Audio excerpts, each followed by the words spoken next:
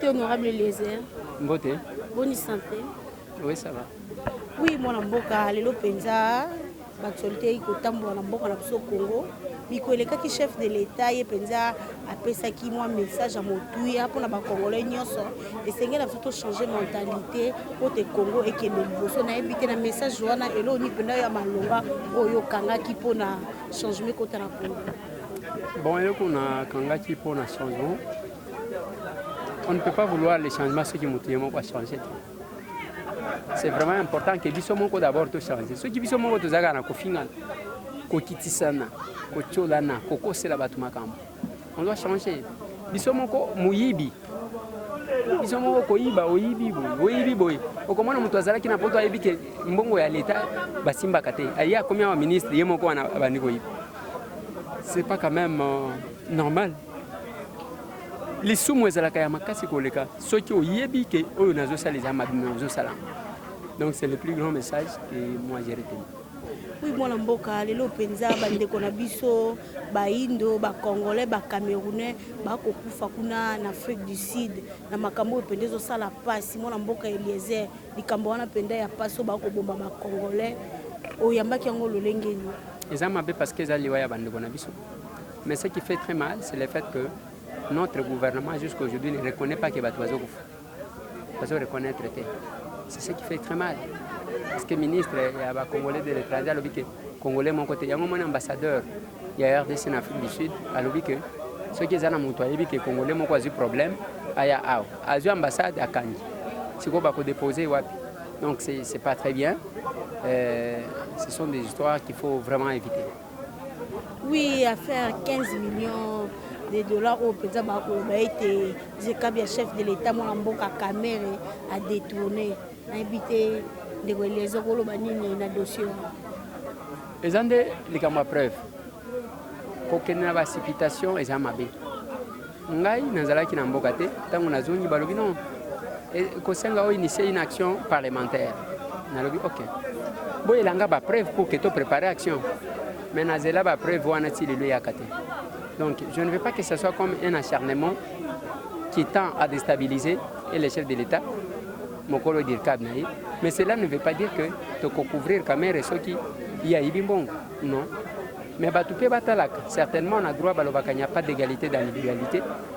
Mais les gens bambongo, mon lier à l'obaki n'anga que mokoko samba a 20 millions. On n'en parle pas. On ne parle que de 15 millions. Est-ce que Tokoloba parce que mokoko a ibaki ceux qui sont solo a ibaki 20 millions donc biso tolobake et caméra pas iba 15 millions. Non. Mais il faut apporter des preuves et biso tokozala bato liboso komata pour dénoncer. Oui, motuna biso suka ya ite lelo wazali bongo ndeko na yo journaliste ndeko no honorable Mike Mukebai lelo déjà mokola lundi ko se présenter kuna na parquet balongole ba immunité parlementaire ne nyonso na faire Mike Mukebai o azali bongo na 17 plaintes ozui mwana mboka mokia vitel caméra molendo sakombo ko kolobani na dossier ya ndeko na yo Mukebai. Dossier ya Mike Mukebai ils ont salanga mabé mais basala règlement intérieur mabé biso na assemblée nationale pour na lever immunité ya moto il faut passer par la plénière mais ya bango baloba même bureau bako vanda ba lever c'est pas bon mais ceux qui ont un problème na ba membre ya bureau on va te livrer c'est ce qui est arrivé na dit que lundi azoki ne répond souhaitons que ils allaient le la chasse aux sociétés ce n'est pas bon. Mike Mukebai c'est un combattant que personne ne peut ignorer. Mais même ceux qui sont en plaignant, mon lien à l'obaki n'a que batu baza 17 bafundi. Eza koloba que ceux qui ont raté ou ezo. Mais ce n'est pas ce que nous avons besoin. On a besoin de la tranquillité, mais on a aussi besoin de la vraie justice. Comment ni RDC monde ye awa lelo bo sel bon sortie officielle et lo ni penza ya motuya et comme la peuple toyende ko lancer RDC monde. Ils ont existé déjà dans la diaspora. Mais si quoi de RDC monde et na Congo. Voilà pourquoi tout ce que nous faisons, ils ont kosangisa ba congolais. Bazala bomoko tolongwa ba guerre ya mike tolongwa ko fingana. Total quand même l'intérêt ya nation na biso parce que tozana makila moko tozowelela nini tozoswana mpo nani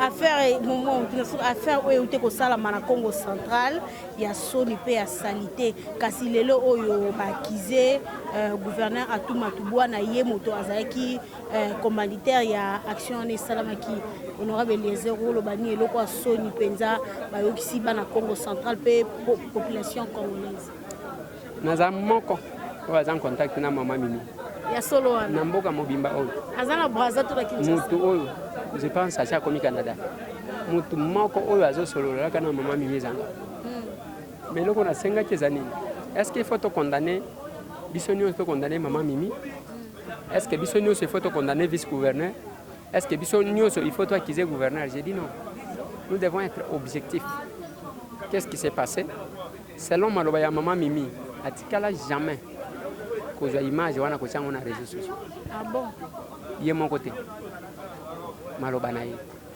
lelo tozomona makambo ndenge ezali wana namonaki gouverneur na vice na ye balia balobi justice ekosala mosala nango souhaitons que ezala justice ya solo pas justice ya deux poids deux mesures bino mpe bamama boevitaka makambo yake bose victimizaka biso mpe tozwaka baproblème na bino soki tobandi kose plaindre yango lelo badéception ekoma ebele basi ebele bakoma balesbienne mibali ebele mpe bakoma bapede mpona kobanga makambo donc c'est pas bon et je pense que nous devons réfléchir deux fois et revenir na makambo ya sérieux. Oui, message na suko ko lancer penza na bayi congolais partout dans le monde entier topé awa na ville ya Kinshasa. D'abord RDC Monde ezaya Pauline Lumumba te ezaya Monsieur Tambwetin ezaya yo ezaya nga qui est membre mode ya accès.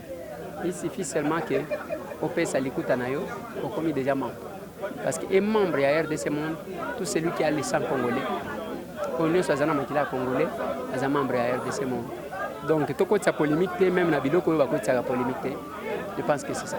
Matondi mingi. Merci beaucoup.